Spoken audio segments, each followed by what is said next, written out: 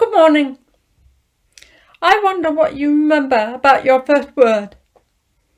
A woman I was at school with told me that her first word was no, purely because she was forever doing something that she shouldn't do.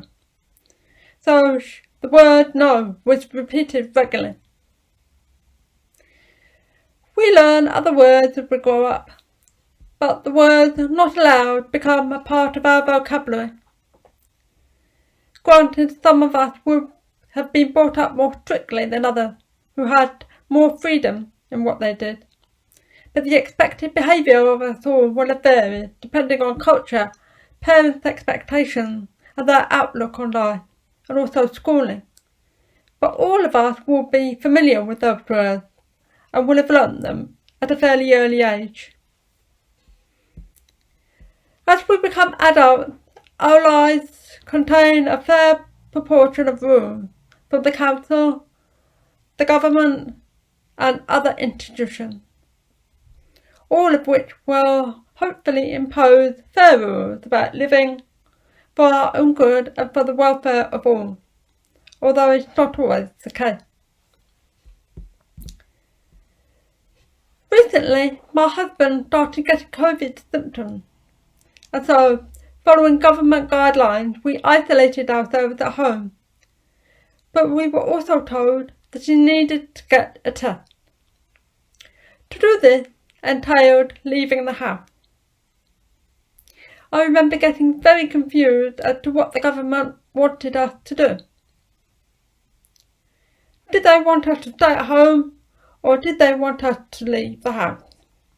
Surely that would mean spreading COVID symptoms. We spent quite a lot of time researching on the internet and talking about this. But during the course of that conversation, the words "not allowed" came up frequently. Eventually, we did get a drive-in test, which did not mean that he had to get out of the car. But the point I want to make is that our lives are riddled with rules, government rules, council rules, unspoken and unwritten rules, rules of etiquette, family rules, school rules. I could go on. They clearly play a big part in our lives and are essential to the smooth running of society, maintaining order and protecting liberties. Today we are looking at Mark 3 as a part of a series of sermons, and we are looking at the story of Jesus the miracle worker, when he healed the paralysed hand of a man in the synagogue. Jesus had come to spread the good news and was visiting synagogues all over Galilee.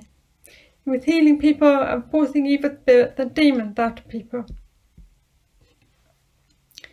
Prior to this, the Pharisees, who were fixated on rule-breaking, asked Jesus a question about his disciples working on the Sabbath, or the day of worship as it is called in my Bible. Instead of catching Jesus out, he challenges the Pharisees, asking if they have ever read the story of David and his men when they were hungry.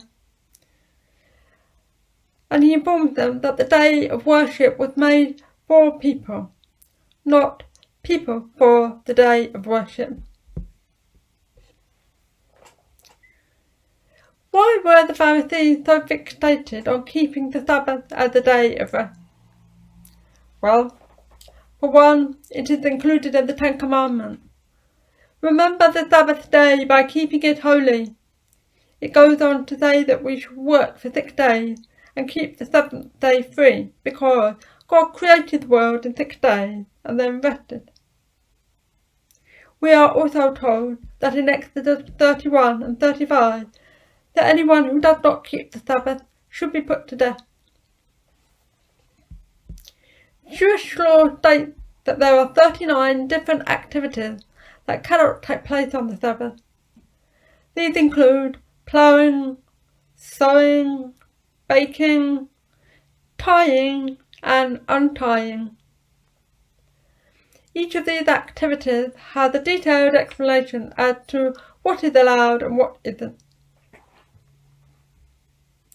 There is one reason why the Jews are allowed to break their Sabbath, and that is if someone is dying or a woman is in labour. But you might start to understand why the Pharisees were so tenacious about keeping the law.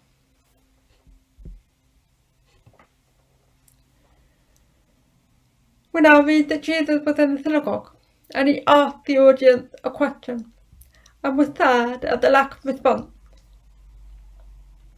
Jesus already knows that the Pharisees are looking for an excuse to accuse him of breaking the Sabbath rule, and they are looking to catch him out. We can visualize the Pharisees watching and waiting, nudging each other. Nudge, nudge, wink, wink. Wait, look, here we come. And once the miracle was performed,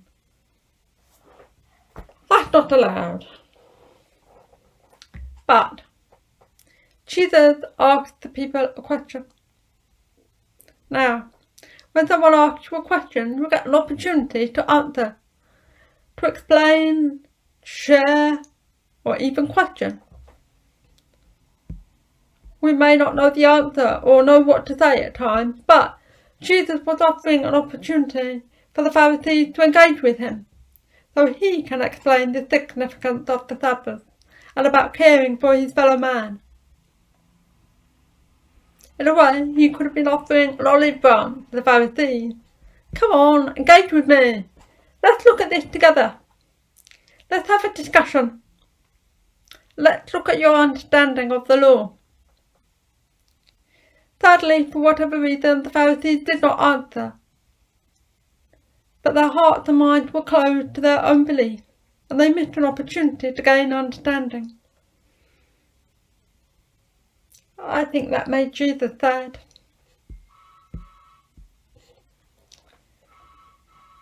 I think it was apparent to Jesus in the synagogue that the Pharisees were holding fast to the law as they understood it. They would not have wanted some stranger coming in and rocking the boat. The Pharisees were not about to change their argument for resting on the Sabbath for anyone, especially a carpenter from Nazareth.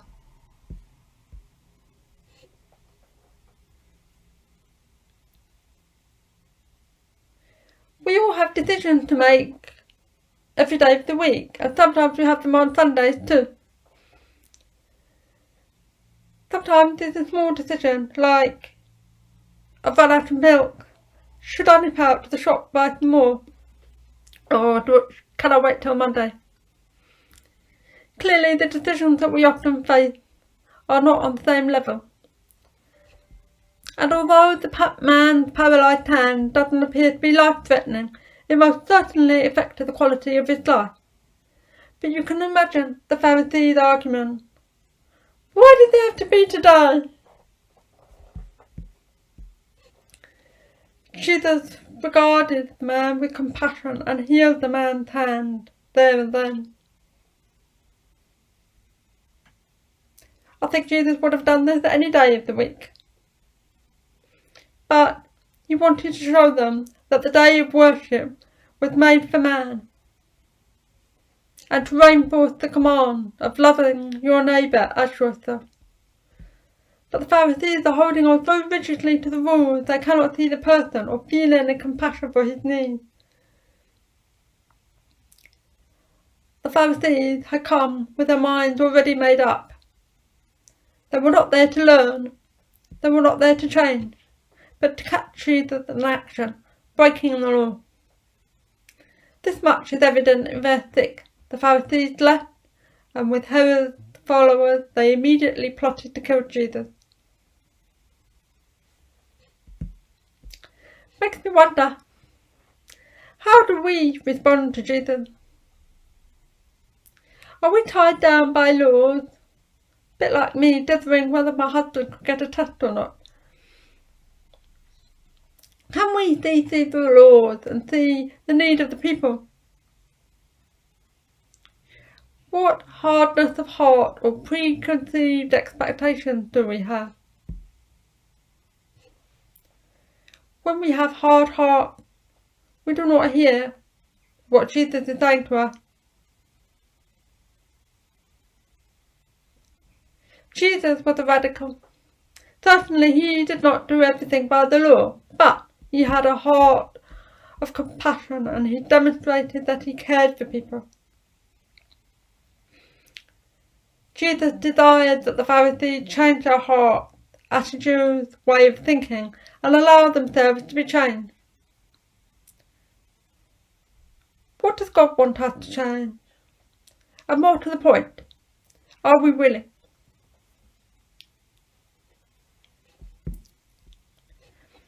This week, as we go about our daily chores, our job, our isolation at home, what rules and laws are stopping us from responding wholeheartedly to Jesus and allowing him to change us, so that we can respond with love and compassion to those who need it? Will we choose to hold on to old patterns of behaviour, or is this an opportunity to draw closer to God and become more like him?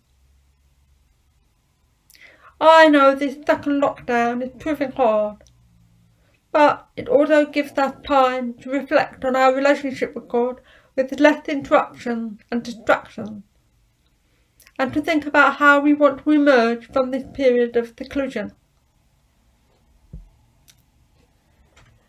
Let's respond to Jesus, particularly when he asks us a question. Let's engage with him and ask him to help us to really understand what he is saying, with fresh eyes, a willing heart and mind, and a desire to grow more and more like Christ each day. Amen.